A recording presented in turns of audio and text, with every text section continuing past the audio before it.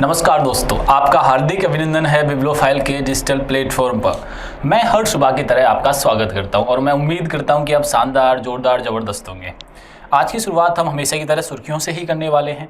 नई नई अपडेट्सों के बारे में जानने वाले हैं। आइए देखते हैं। केंद्रीय संचार मंत्री ज्योतिरादित्य सिंधिया ने स्वदेशी सेल ब्रॉडकास्ट सिस्टम का शुभारंभ किया है। इसका मुख्य उद्देश्य आपदाओं, आपातकालीन स्थितियों के दौरान मोबाइल फोन पर रियल टाइम में विशिष्ट चेतावनी संदेश भेजना है। यह इंटरनेट के बिना भी लाखों मोबाइल फोन पर एक साथ अलर्ट भेज सकता है। हमने हाल ही में देखा था, बहुत सारी रील भी वायरल हो रही थी, सब लोगों ने अलग अलग चीज़ें बनाई थी। ठीक है, तो एक बीप हुआ था फ़ोन के अंदर, बहुत लाउड भी था। तो कभी अगर सरकार को किसी भी चीज़ की इमरजेंसी होती है तो उस फ़ोन पर वो बीप करके एक मैसेज आएगा आपको अलर्ट करने के लिए। वो कैसे भी तरीके का इमरजेंसी हो सकती है, किसी युद्ध से रिलेटेड हो सकती है, आर्मी से रिलेटेड हो सकती है, एंड प्राकृतिक आपदाओं से रिलेटेड हो सकती है, वो किसी भी कारण से हो सकती है। बात समझ में आई? चलो ठीक है। आरवीएस के 2.2 के प्रमुख विशेषता विस्तारित स्क्रीन दायरा है, जिसमें विकासात्मक विकार, मानसिक स्वास्थ्य समस्या और मधुमेह एवं उच्च रक्तचाप जैसी गैर संक्रामक बीमारियों के जोखिम कारकों सहित कई प्रकार की स्थितियों को शामिल किया गया है।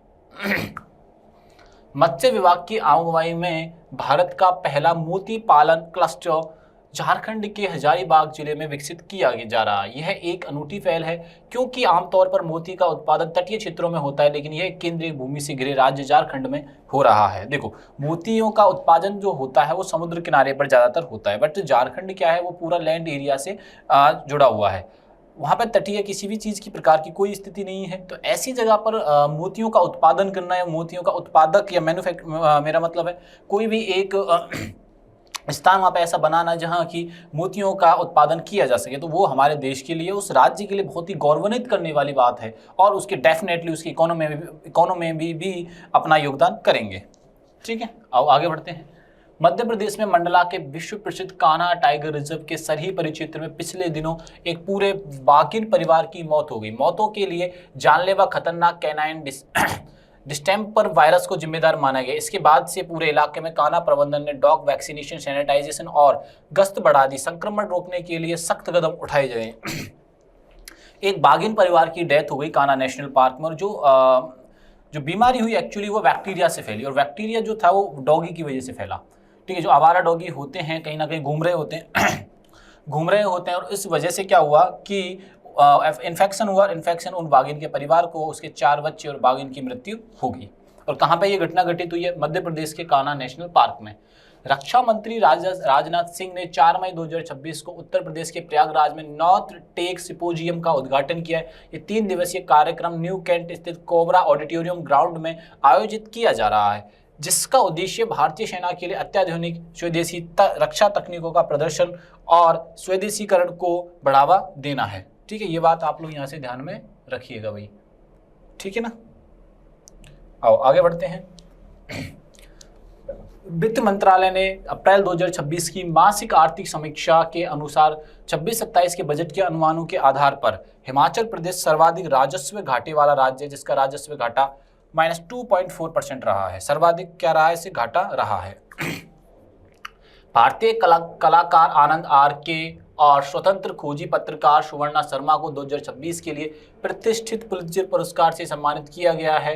उन्हें ब्लूमबर्ग की नताली ओबिको पियर्सन के साथ मिलकर उनकी कला रिपोर्टिंग परियोजना ट्रैप्ड के लिए सचित्र रिपोर्टिंग और टिप्पणी की श्रेणी में यह सम्मान मिला है। किन किन को मिला है पुलित्जर पुरस्कार? आनंद आर के को मिला है और सुवर्णा शर्मा को मिला है।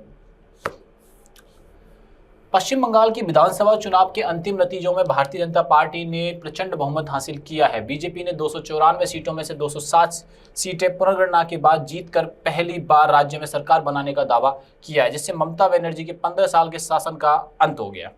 हाल ही में 5 राज्यों में चुनाव हुए, मैं उनको भी विस्तार से आपको बताने वाला हूँ कि किस राज्य में किस किस तरीके की चीज़ें हुई हैं, उनसे क्या रिलेटेड क्वेश्चन अपने बन सकते हैं। और अभी ममता बनर्जी ने, आपने सुना होगा, ममता बनर्जी ने एक बात कही है कि मैं अपने पद से इस्तीफा नहीं दूंगी। इसके बारे में हम विस्तार से जानने वाले हैं। आइए देखते हैं पहला क्वेश्चन। हाल ही में स्वदेशी सेल ब्रॉडकास्ट सिस्टम क्या है, मतलब किसने लॉन्च किया है? ठीक है, आओ इसके बारे में हम जानने का प्रयास करते हैं। Cell broadcast system. ठीक है, आपने देखा होगा कुछ समय पहले हमारे फोन पर एक बीप बजी थी, बहुत तेजी से बीप बजी थी। ठीक है ना, आपको मैं जानकारी के लिए, मेरे फोन में नहीं बजी थी, मैं आपको इतना बताया क्यों, मेरा फोन उस टाइम साइलेंट था, साइलेंट नहीं सॉरी स्विच ऑफ हो गया था किसी कारणवश। तो बोला सर आपको पता नहीं लगेगा, तो अब हो जाता है कभी कभी। तो सेल ब्रॉडकास्ट सिस्टम, इससे क्या होगा कि प्राकृतिक आपदा, ठीक है, कोई भी नेचुरल घटना घटित होती है, या वॉर या बैटल की सिचुएशन पैदा होती है, वॉर या बैटल की सिचुएशन पैदा होती है, वॉर या बैटल की कोई सिचुएशन पैदा होती है, तो उसमें लोगों को अलर्ट करना, बच्चों उसमें क्या करना, लोगों को अलर्ट करना। ठीक है ना, तो ये ऐसी हुआ था, सेल ब्रॉडकास्टिंग सिस्टम इस तरीके से काम करता है। इसने लॉन्च किया, हमसे ये पूछा जा रहा है, तो ये लॉन्च किया है दूरसंचार मंत्रालय, ministry of telecommunication, ministry of tele communication,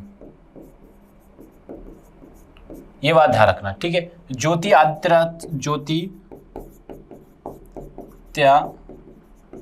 Scindia, इसके क्या है बच्चों, सिंधिया जी आप डायरेक्ट कह सकते हो, ये मंत्री हैं, पहले कांग्रेस में हुआ करते थे और अभी हैं ये बीजेपी में, ये मंत्री हैं। ठीक है, उन्होंने ये लॉन्च किया, तो हमारा आंसर क्या है, दूरसंचार मंत्रालय ने इन्हें लॉन्च किया है। ठीक है, स्वदेशी चीजें बनाना है, दूरसंचार मंत्रालय ने किया है, ज्योतिरादित्य सिंधिया जी इसके मंत्री हैं। आपदा प्रबंधन को रोकने के लिए केवल प्रतिक्रिया नहीं, पहले से तैयारी करने वाला सिस्टम है, ये प्रतिक्रिया नहीं देगा बल्कि पहले से ये तैयार भी रहेगा। ये बात आप लोग यहाँ से ध्यान रखने वाली बात है।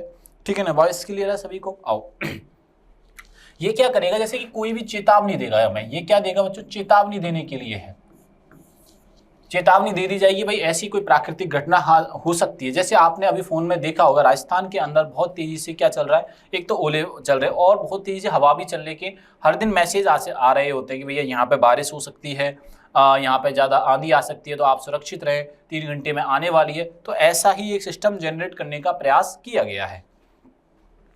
ठीक है ना, ये बात ध्यान रखना। ये जो डिवाइस जो हमारे पे मैसेज जो आया था वो फोन पे आ जाएगा, कोई इसमें इश्यू नहीं आएगा। तो उससे रिलेटेड ये सारी जानकारी है। नेटवर्क सपोर्ट करेगा इसको, 2G, किसी पर अगर कीपैड फोन भी है तभी भी उसमें मैसेज आ जाएगा, 2G 3G 4G 5G सभी प्रकार के फोनों पर ये मैसेज आ जाएगा, मतलब ये अलर्ट, ये चेतावनी आ जाएगी। हाल ही में राष्ट्रीय बाल स्वास्थ्य कार्यक्रम 2.1 के तहत कौन सी बीमारियों के लिए दिशा निर्देश जारी किए गए हैं? ठीक है, राष्ट्रीय बाल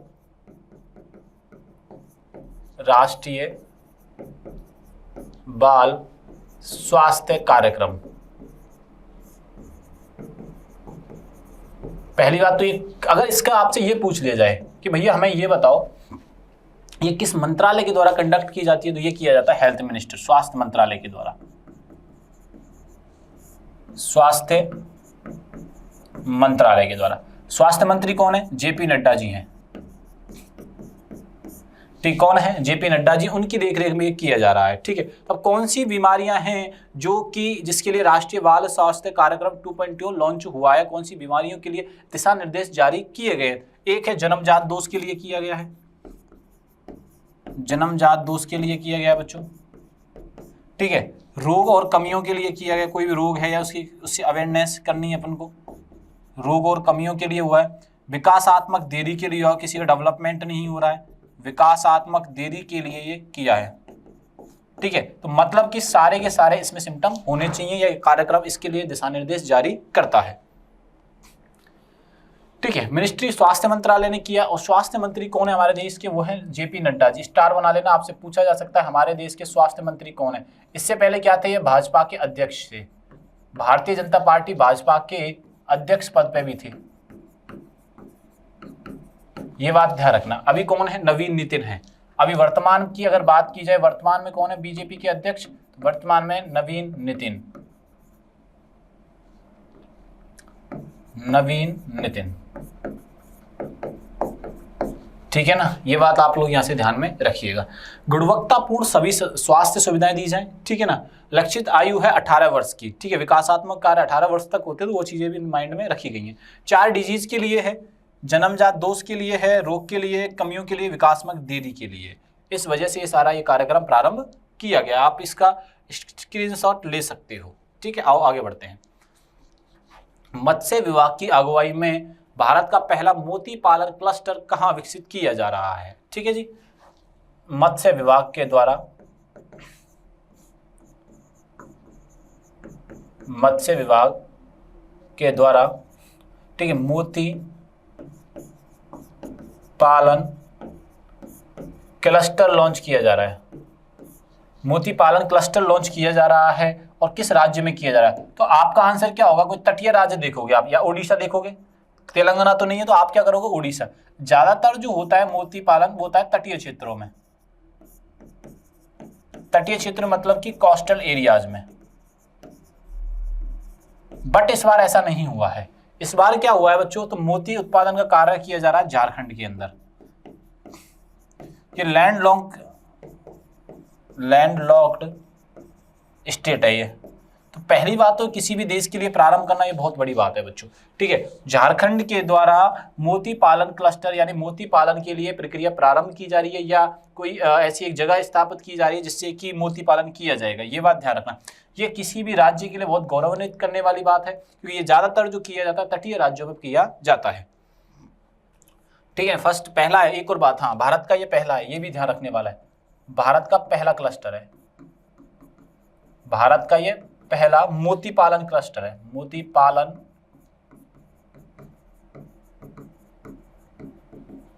क्लस्टर है। ये बात आप लोग यहां से ध्यान रखना। ठीक है, कहां पे? हजारीबाग झारखंड में ये किया जा रहा है। अब जगह का नाम भी पूछा जा सकता है, झारखंड तो है ही है, और क्या है? हजारीबाग में। केंद्र है महिला, ठीक है, वुमेन से रिलेटेड है। ये चीज अपने को यहां से ध्यान में रखनी है। ठीक है, झारखंड का मेजर फेस्टिवल क्या है? सारहुल है। मुख्य उत्सव क्या है बच्चों? तो मुख्य उत्सव है सारहुल। ठीक है ना। कोडरमा किसके लिए फेमस है? अब्रक के लिए फेमस है। कोडरमा एक जगह है जो किसके लिए फेमस है? अब्रक के लिए फेमस है। ये बात ध्यान रखें। तिलैयाबाद बराकर नदी पे कोडरमा जिला में है। ये बात भी ध्यान रखना है। सैयद मुश्ताक अली ट्रॉफी हाल ही में किसने जीती है? तो वो जीती है झारखंड। कैप्टन कौन थे? ईशान किशन। ठीक है, ये बात आप लोग यहां से ध्यान में रखिएगा।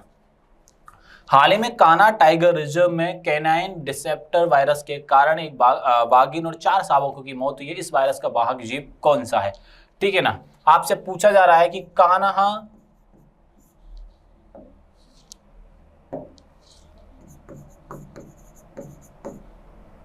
कान्हा टाइगर रिजर्व में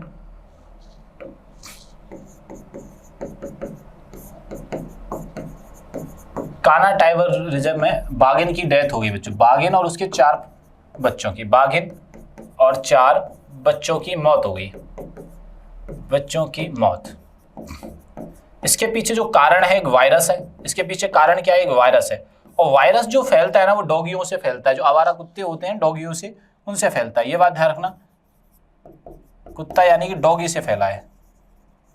ये बात ध्यान रखना। यही हमसे पूछा रहा है किस कारण, वाहक क्या है उसका। ठीक है, इससे क्या हुआ? बाघिन के फेफड़ों में इन्फेक्शन होता है। ये करता है क्या एक्चुअली में? फेफड़ों में इन्फेक्शन कर देता है बच्चों। फेफड़ों में इन्फेक्शन करता है ये। इसने क्या किया? फेफड़ों में इन्फेक्शन किया, जिसके कारण बाघिन की डेथ हो गई। अभी उसको पूरी तरह मेजर किया जा रहा है और पास के क्षेत्रों को देखा जा रहा है कि और भी तो ऐसा चीजें नहीं है। कान्हा टाइगर रिजर्व एमपी में है। एक बाघिन 4 शावकों की मृत्यु हो गई है। इसका आईडी थी T41। आपसे ये क्वेश्चन भी पूछा जा सकता है, जिस बाघिन की मृत्यु हुई है उसकी आईडी क्या थी? जिसकी मृत्यु हुई है उसकी टाइग्रेस आईडी क्या है? क्या है बच्चों? देखो T141। ये बात भी अपने को यहाँ से याद रखनी है। चलें आगे। कैनाइन डिस्पर्शन वायरस है। इसका नाम ध्यान रखना, कैनाइन डिस्टेम्पर वायरस। ठीक है, ध्यान रखने वाली बात है। इससे इन्फेक्शन कहाँ होता है? इससे होता है फेफड़ों में। और ये प्रभावित किस पे होता है? मांसाहारी जानवरों पर ये प्रभावित करता है। ये बात ध्यान रखना। फैलता प्रत्यक्ष संपर्क से या दूषित भोजन से ये फैलता है। इसका वाहक कौन है? डॉग है। ठीक है। हाल ही में नॉर्थ टेक सिम्पोजियम का उद्घाटन कहाँ किया गया है? नॉर्थ टेक सिम्पोजियम का उद्घाटन कहाँ किया गया है? ठीक है ना। ये उद्घाटन कहाँ किया गया बच्चों? तो ये उद्घाटन जो किया गया है, ये बात ध्यान रखना, ये किया गया प्रयागराज में। अब आप पूछोगे सर ये है क्या, एक और चीज मैं क्लियर कर देता हूँ, किसने किया है? राजनाथ सिंह। रक्षा मंत्री कौन है हमारे? राजनाथ सिंह जी हैं। ये कौन है? रक्षा डिफेंस मिनिस्टर है। ये कौन है? रक्षा मंत्री हैं, राजनाथ सिंह हैं। उन्हीं ने ये कार्यक्रम किया। नॉर्थ टेक्स सिंपोजियम का मतलब है घरेलू हथियार बनाना, घरेलू हथियारों पर ध्यान देना, ये इसका पर्पज है। कहाँ पे प्रारंभ हुआ है? प्रयागराज। प्रयागराज है कहाँ पर बच्चों? प्रयागराज है उत्तर प्रदेश में। ये बात ध्यान रखना। रक्षा मंत्री राजनाथ सिंह ने किया है इनॉग्रेट इसको। रक्षा त्रिवेणी संगम है ये बात ध्यान रखना। हाल ही में वित्त मंत्रालय की मासिक आर्थिक समीक्षा के लिए अनुसार सर्वाधिक राजस्व घाटा वाला राज्य कौन सा बना है? ठीक है ना। सर्वाधिक वित्त मंत्रालय के द्वारा क्या हुआ है कि वित्त मंत्रालय ने एक रिपोर्ट जारी की। वित्त मंत्रालय ने क्या की? रिपोर्ट जारी की। उसमें क्या हुआ कि मासिक आर्थिक समीक्षा के अनुसार कि भैया सर्वाधिक राजस्व घाटा किस राज्य को हुआ है। ठीक है, तो वह हमसे पूछा जा रहा है। ठीक है, आओ देखते हैं। वित्त मंत्रालय ने एक रिपोर्ट जारी की। वित्त मंत्रालय ने रिपोर्ट जारी की। ठीक है, वित्त मंत्री कौन है? ये भी साथ याद रखा करो आप लोग। वित्त मंत्री हैं निर्मला सीतारमन जी। ये बात आप लोग यहां से ध्यान में रखिएगा। ठीक है, वित्त मंत्रालय के बारे में फाइनेंशियल, ठीक है, इन्होंने क्या किया? मासिक समीक्षा के लिए राजस्व घाटा किस राज्य को सर्वाधिक हुआ है? तो सबसे ज्यादा घाटा हुआ है हिमाचल प्रदेश को। सर्वाधिक घाटा किस राज्य को हुआ है? हिमाचल प्रदेश को हुआ है। दूसरे नंबर पे कौन आता है? दूसरे पे आता है पंजाब। ये वो राज्य हैं जिनको सर्वाधिक, नंबर 1 नंबर 2 सर्वाधिक घाटा हुआ है। इन राज्यों को सर्वाधिक राजस्व घाटा। ये बात आप लोग यहां से ध्यान रखना। तो अपन को याद क्या रखना है? हिमाचल प्रदेश को सर्वाधिक राजस्व घाटा हुआ है। रिलीज वित्त मंत्रालय करता है। ठीक है ना। अब याद ध्यान, राजस्व प्राप्ति और राजस्व व्यय। हम किसी को सैलरी दे रहे तो हमारे लिए खर्चा, एक एम्प्लॉयर के लिए खर्चा होता है। उसको जब इनकम आ रही है, सेल से बिजनेस आ रहा होता है, टैक्स से इनकम आ रही होती है, तो वो जीएसटी। जैसे गवर्नमेंट को टैक्स से इनकम आती है तो जीएसटी और आईटी से, इनकम टैक्स से उनको इनकम होती है। कंडीशन व्यय और प्राप्ति का सीधी सी बात है, खर्चे ज्यादा कर दिए, इनकम कम है तो राजस्व घाटा हो गया है। आसान भाषा में आप इसको समझ सकते हो। करंट स्टेटस 9 राज्य हैं। ठीक है, हिमाचल प्रदेश टॉप पे रहा, दूसरे पे रहा पंजाब। ये बात ध्यान रखना। राजस्व अधिशेष, ठीक है, 8 राज्य थे और जिसमें सबसे टॉप, मतलब आपने ये तो राजस्व घाटा तो बता दिया सर, राजस्व घाटे में कौन है नंबर 1 पे? नंबर 1 पे है हिमाचल, दूसरे नंबर पे पंजाब। अब ऐसा कौन सा है जो राजस्व घाटे में अधिशेष है, मतलब जिनको प्रॉफिट हो रहा है? आसान भाषा में बात करें तो रेवेन्यू जनरेट करने वाले राज्य कौन सा? एक तो ओडिशा और एक है बच्चों झारखंड। ये बात आप लोग यहाँ से ध्यान में रखिएगा। मशहूर हाल ही में आर्ट रिपोर्टिंग प्रोजेक्ट के लिए किस भारतीय मशहूर पुलित्जर पुरस्कार 2026 से सम्मानित किया गया है? 2026 के पुलित्जर पुरस्कार,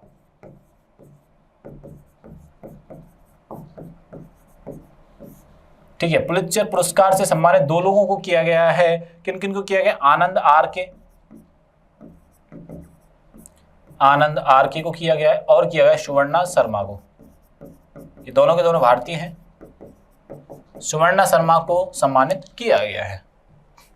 ठीक है ना। कहां पे है ये पुलित्जर? यूएसए में। पत्रकारिता के फील्ड में दिया गया है। किस फील्ड में? पत्रकारिता। भारतीय 2 हैं, आनंद आर के और सुवर्णा शर्मा को दिया गया है। इलस्ट्रेटेड रिपोर्टिंग, कमेंट्री रिपोर्टिंग के है रिलेटेड। ठीक है, साइबर क्राइम या जाल की रिपोर्टिंग करने के लिए। ये बात आप लोग यहाँ से ध्यान में रखिएगा। ठीक है, author Pulitzer prize category winners की कैटेगरी कौन कौन सी? इंटरनेशनल रिपोर्टिंग कैटेगरी हनोई अनिरुद्ध घोषाल को है। ठीक है ना। सार्वजनिक सेवा में दी वॉशिंगटन पोस्ट को मिला है और खोजी पत्रकारिता के न्यूयॉर्क टाइम्स को मिला है। तो ये सारे लोग सम्मानित हैं अलग अलग फील्ड के अंदर। कोई पूछेगा इंटरनेशनल रिपोर्टिंग कैटेगरी में हनोई अनिरुद्ध घोषाल को मिला है। सार्वजनिक सेवा के लिए दी वॉशिंगटन पोस्ट को मिला है। दी न्यूयॉर्क टाइम को मिला है खोजी पत्रकारिता के लिए। प्रित्जर पुरस्कार फील्ड वास्तुकला का है। प्रित्जर तो मिलता है वास्तुकला आर्किटेक्चर में और पुलित्जर मिलता है पत्रकारिता में। ठीक है ना। और नोटेबल इंडियन विनर कौन है? बालकृष्ण दोषी है। ये बात ध्यान रख लेना आप। हाल ही में पश्चिम बंगाल में सरकार बनाने के लिए किसने 207 सीटें जीतकर बहुमत हासिल किया है? ठीक है, हाल ही में चुनाव हुए, 5 राज्यों में चुनाव हुए थे, लेकिन हाईलाइट जो रहा वो कौन सा रहा? पश्चिम बंगाल रहा। हाईलाइट कौन सा राज्य रहा बच्चों? पश्चिम बंगाल रहा है। ये बात आप लोग यहाँ से ध्यान में रखना, ठीक है ना। पश्चिम बंगाल ने कितनी सीटें जीती? 207 सीटें जीती। इससे पहले कौन यहाँ सरकार चला रही थी? तो इससे पहले चला रही थी तृणमूल कांग्रेस। किसने हराया है? बीजेपी ने हराया है। तृणमूल कांग्रेस पिछले 15 वर्षों से सत्ता में थी, 15 वर्षों से लगातार सत्ता में थी। अब 207 जो सीटें जो जीती है वो जीती है भारतीय जनता पार्टी ने। भारतीय जनता पार्टी, एक नाम बहुत चल रहा है, चर्चा का विषय, शुवेंदु अधिकारी। ये बात आप लोग यहां से ध्यान रखना। भारतीय जनता पार्टी ने ये रिकॉर्ड बनाया है, भारतीय जनता पार्टी ने पहली बार पश्चिम बंगाल को जीता है, ठीक है। अब वेस्ट बंगाल के बारे में कुछ जानते हैं। वेस्ट बंगाल में टोटल सीटें कितनी है? 294, ठीक है ना। 148 बहुमत के लगभग चाहिए थी, 149 कर लो आप इसको थोड़ी देर के लिए, 149, लेकिन जीती कितनी है? 207। पूर्ण बहुमत है भैया। बीजेपी को क्या है यहाँ पे? पूर्ण बहुमत है। ये बात आप लोग यहां से ध्यान में रखिएगा। इलेक्शन रिजल्ट, बीजेपी पहली बार सरकार बना रही है। ममता बनर्जी थी जो 15 सालों से लगातार थी, और ममता की इसमें हार हो चुकी है, ठीक है। शुवेंदु अधिकारी जीते हैं।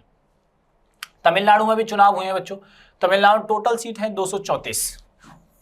लार्जेस्ट माने टीवी की तमिलनाडु वेत्री कडागम, ठीक है। ये बात बनी है, किसकी है? थलपति विजय की, थालापति विजय की है, और ये एक्टर भी है, ठीक है। स्टाइलिश एक्टर है और ये जाने जाते हैं। टीवी के फ्लैग डिटेल क्या है? ये बात ध्यान रखना, लाल पीला रंग है, 2 हाथी है इसमें, ठीक है। इलेक्शन में इन्होंने रिजल्ट 108 सीटें त्रिशंकु विधानसभा जीती है, मतलब 108 सीटें इन्होंने जीत ली हैं। और पहले कौन थे यहाँ पे? कोलाथुर सीट से हारे एम.के. स्टालिन, जो एम.के. स्टालिन पहले यहाँ पे सीएम थे, ठीक है। असम में के कौन जीता है? हिमंत विश्वा शर्मा जीते हैं। 126 सीटें, 126 टोटल सीटें इलेक्शन में, 100+ सीटें हिमंत विश्वा की आई हैं, ठीक है ना। ये बात ध्यान रखना। और गौरव गोगोई जो कांग्रेस के सीएम पद के दावेदार थे वो हार चुके हैं। केरल में कौन है? पिनराई विजयन हार चुके हैं, ठीक है। अब कांग्रेस गठबंधन के साथ नई सरकार बनाएगी। और पुडुचेरी में टोटल सीट कितनी है? 30 है, और एनडीए ने 18 सीट यहाँ पे जीत ली। यहाँ पे भी पूरा बहुमत है, ये बात ध्यान रखिएगा। सीएम एन रंगास्वामी बनने की पूरी संभावना है। ये सारी जानकारी आपको यहाँ से ध्यान रखिए। चुनावी जानकारी, हाल ही में जिस जगह पे चुनाव हुए हैं वहाँ की जानकारी रखना जरूरी है। वीडियो अच्छा लगे तो बच्चों दोस्तों को ज़्यादा से ज़्यादा शेयर करना है, और ये सभी जानकारी आपको टेलीग्राम पर मिलने वाली है। तब तक के लिए थैंक यू, धन्यवाद।